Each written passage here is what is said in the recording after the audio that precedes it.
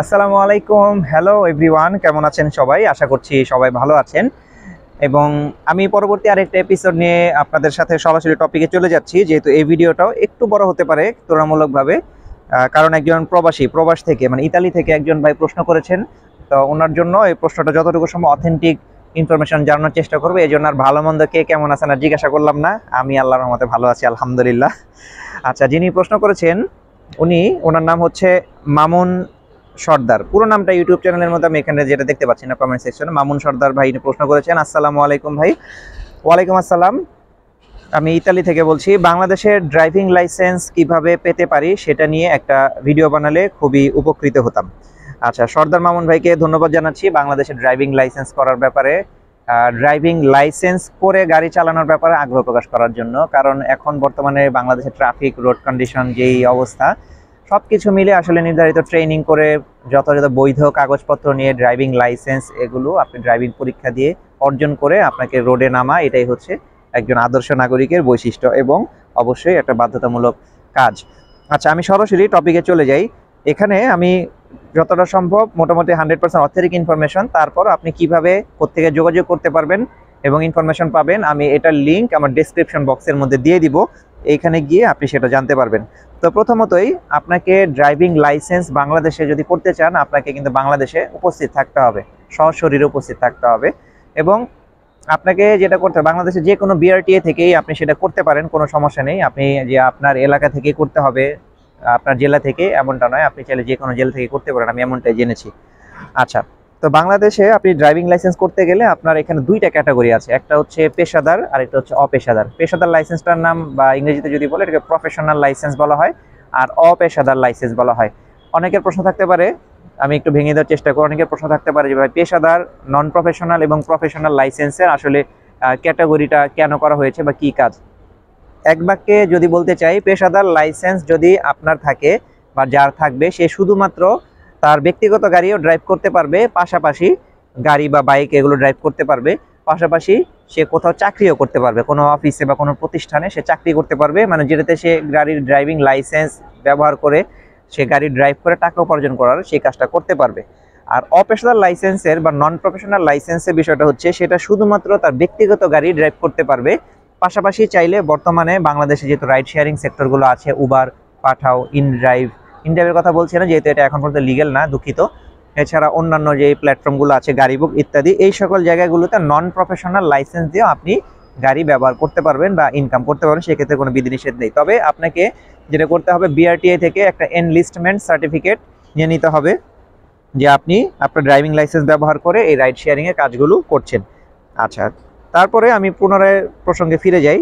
ধরুন আপনি যদি ড্রাইভিং লাইসেন্স করতে চান, পেশাদার হোক বা অপেশাদার হোক, তাহলে আপনাকে প্রথমে বাংলাদেশের যে বিআরটি এর যে ওয়েবসাইটটা আছে সেখান থেকে আপনাকে আপনার জন্ম নিবন্ধন বা দুঃখিত আপনার এনআইডির মাধ্যমে আপনাকে একটা তাদের যে পোর্টাল আছে সেখান থেকে একটা অ্যাকাউন্ট খুলে নিতে হবে। এই পোর্টালটাকে সংক্ষেপে বিএসপি পোর্টাল বলে। B for ball, S for star, P for portal, BSP portal. এখান থেকে আপনি প্রবেশ করবেন। প্রবেশ করার পর যথাযথ আপনার এনআইডির ইনফরমেশনগুলো দিয়ে আপনার ইচ্ছে অস্থায়ী ঠিকানা যা যা যেভাবে আছে এগুলো আপলোড করে, ছবি আপলোড করে আপনি আপনার বিএসপি পোর্টালটাকে রেডি করবেন। বিএসপি পোর্টালটা কীভাবে পাবেন এটার লিঙ্ক আমি দিয়ে দিব। তারপর আপনি চাইলে গুগল ক্রোমে বা আপনি সেখানে গিয়ে আপনি কিন্তু বিএসপি পোর্টালে যদি ক্লিক করেন বা শুধু বিএসপি পোর্টালটাই লিখেন, তাহলে আপনার সরাসরি কিন্তু লাইসেন্সের মেয়াদ কিন্তু 10 বছর। আর পেশাদার লাইসেন্সের জন্য 2772 টাকা।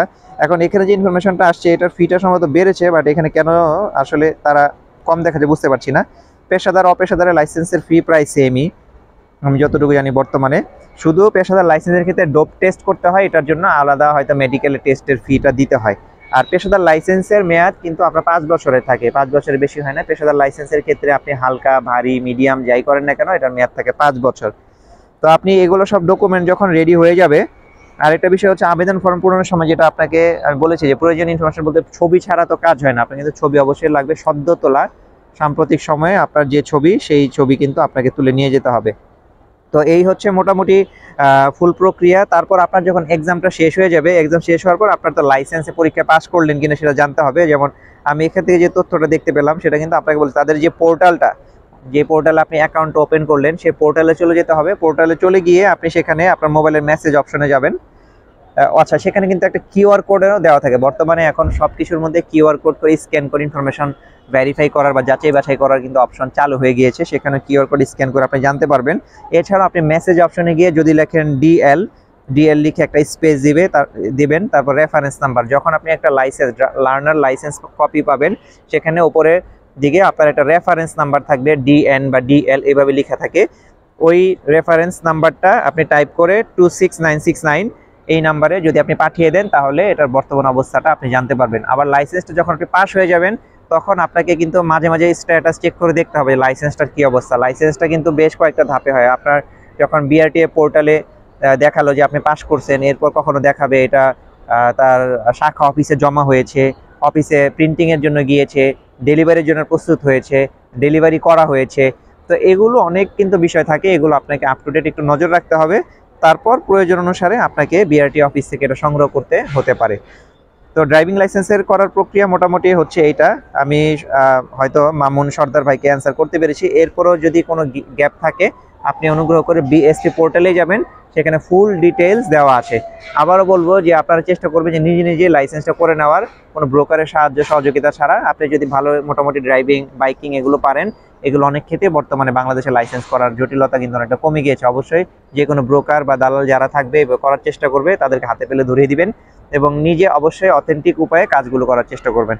তো সর্বশেষ আরেকটি লাস্ট প্রশ্ন, এটা দিয়ে আমি পোর্টালে আপনাকে যেতে হবে। এটা সংক্ষেপে এটা ফুল নেম হচ্ছে, বিআরটি এর ফুল নেমটা কিন্তু জেনে নেন যেহেতু দেশের বাইরে থাকেন। বাংলাদেশ সড়ক পরিবহন কর্তৃপক্ষ, যেটা বাংলায় বাংলাদেশ রোড ট্রান্সপোর্ট অথরিটি। আর এটা হচ্ছে বিএসপি পোর্টালে আপনি যাওয়ার পর এখানে আপনাকে কিন্তু প্রথমে যেটা আপনি বিএসপি পোর্টাল ইনফরমেশনগুলো ফিল আপ করলেন, আপনার অ্যাকাউন্টটা ওপেন করেন। অ্যাকাউন্ট ওপেন করার পর আপনি তার মাধ্যমে একটা লার্নার লাইসেন্সের আবেদন করতে পারবেন। একটা শিক্ষানবিশ লাইসেন্স আপনি সেখান থেকে পাবেন। সেটার মেয়াদ বলতে কি সাধারণত 2 মাস বা 3 মাস পর্যন্তই থাকে। কারণ যখন লার্নারের জন্য আবেদন ফি দেওয়া হয়, এটা বোধহয় 500 বা 600 টাকার মতো নেয়। ওইটা আবেদন করার পরে আপনাকে 2 মাস বা 3 মাস পরে একটা পরীক্ষার ডেট দেওয়া হয়।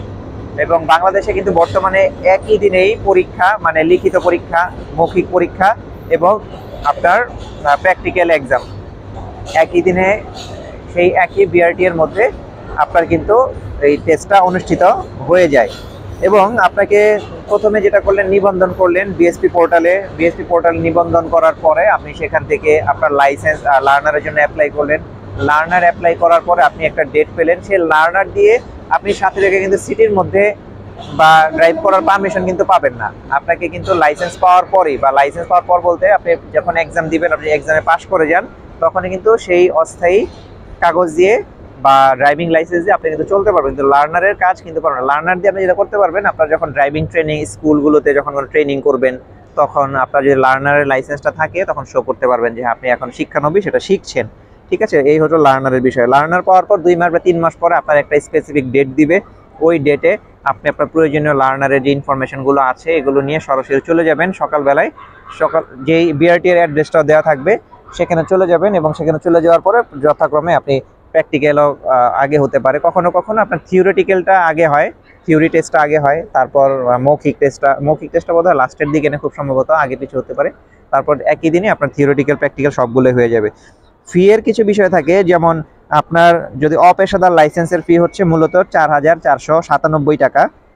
অপেশাদার লাইসেন্সের জন্য ফি হচ্ছে 4497। যদি আপনি রাস্তায় মোটামুটি থাকেন এবং ট্রিপের হিসাব যদি 10 ঘন্টা ধরলাম এবং পাশাপাশি ট্রিপ ধরলাম, যে আপনি মোটামুটি দুইটা গ্যাস নিয়ে চালালেন, সেক্ষেত্রে দেখা যাচ্ছে আপনি 700 টাকা করে 1400 টাকার গ্যাস খরচ, 1400 টাকার গ্যাস খরচ করলে আপনি প্রতিবেলাতে, ট্রিপ যদি ভালো থাকে, প্রতিবেলাতে 2000 করে, মোটামুটি 3000 প্লাস পাওয়া হয় অসম্ভব না। 3000 প্লাস পাওয়া সম্ভব। ট্রিপের এবং দিনের উপরে নির্ভর করে, প্রত্যেক দিন এবং প্রত্যেক সময় কিন্তু ট্রিপের পরিমাণ কিন্তু সেম থাকবে না। ট্রিপ কখনো বেশি, কখনো কম থাকবে। Peak day, off peak day, ছুটি, সরকারি ছুটি, আবার কখনো কখনো দেখা যাবে হরতাল, অবরোধ, এই সব কিছু মিলেই আসলে হিসাব করতে হবে। সুতরাং আপনি যদি 10 ঘন্টা হিসাব করেন এবং মাসে যদি 20 দিন গাড়ি চালান, সেক্ষেত্রে মোটামুটি আপনি যদি পার ডে 2 বেলার হিসাবে মিনিমাম 3000 টাকা ধরতে পারেন, ধরলে মাসে যে অ্যামাউন্টটা থাকবে সেটাই। এর বাইরে আপনাকে কিন্তু তখন মেনটেনেন্স খরচ যা আছে এটা ধরতে হবে। আচ্ছা মোহাম্মদ সাইদুল ভাই, আমি আপনাকে বোধহয় অ্যান্সারটা করতে পারলাম। ভিডিওটা আসলে বড় হয়ে গিয়েছে। যারা যারা এখানে মেনশন করা কমেন্টসের অ্যান্সার করেছি, তারা ভিডিওটা পেলে আমাকে একটু রিপ্লাই করে জানাবেন যে আপনারা অ্যান্সারগুলো পাচ্ছেন কিনা। সবাই মোটামুটি জানাচ্ছেন যে হ্যাঁ আপনাদের প্রশ্নগুলো পাচ্ছেন। আরেকটা বিষয় হচ্ছে কেন আসলে ভিডিওর মাধ্যমে এগুলো জানাই, আপনাদের প্রশ্নগুলো একটা প্রশ্নের মধ্যে অনেকগুলো প্রশ্ন থাকে, অনেকগুলো প্রশ্ন কিন্তু কমেন্ট সেকশনে লেখা যায় না। আর আমার পক্ষে ওই ধৈর্যটা এখন আর হয় না যে আমি লিখে লিখে আপনাদের জন্য বড় বড় কমেন্টস লিখবো, ওই সময়টা হয় না। আবার মোবাইলে টাইপ করা খুব কষ্টের একটা কাজ, এই জন্য দুঃখিত। তাই ভিডিও আকারে দিতে হয়। যাদের ভালো লাগবে তারা দেখতে পারেন, ইনফরমেটিভ মনে হলে দেখতে পারেন, শেয়ার করতে পারেন, লাইক কমেন্ট সাবস্ক্রাইব করতে পারেন, পরিচিত জনদের জানাতে পারেন। যাদের ভালো না লাগবে তারা আপনারা স্কিপ করতে পারেন, কোনো সমস্যা নেই। বাট এই ক্ষেত্রে প্রশ্ন যাদের আসে, প্রশ্নগুলো অনেকগুলো, একটা কমেন্টসের মধ্যে অনেকগুলো বিষয় জানার থাকে আপনাদের, সেটা আসলে কমেন্টসের মধ্যে লিখে বোঝানো সম্ভব না। তো সবাইকে এখানে ধন্যবাদ জানিয়ে শেষ করছি। ড্রাইভিং এক্সপার্ট জুনাইদের চ্যানেলের সাথে থাকার জন্য আপনাদেরকে আবারও ধন্যবাদ জানাচ্ছি। তো পরবর্তীতে আরেকটা ভিডিওতে আরো কয়েকটা প্রশ্ন আছে ড্রাইভিং লাইসেন্স রিলেটেড ইত্যাদি, এগুলো নিয়ে আমি আপনাদেরকে জানানোর চেষ্টা করব। তো সেই পর্যন্ত সবাই ভালো থাকবেন এবং সুস্থ থাকবেন। আসসালামু আলাইকুম রহমতুল্লাহ।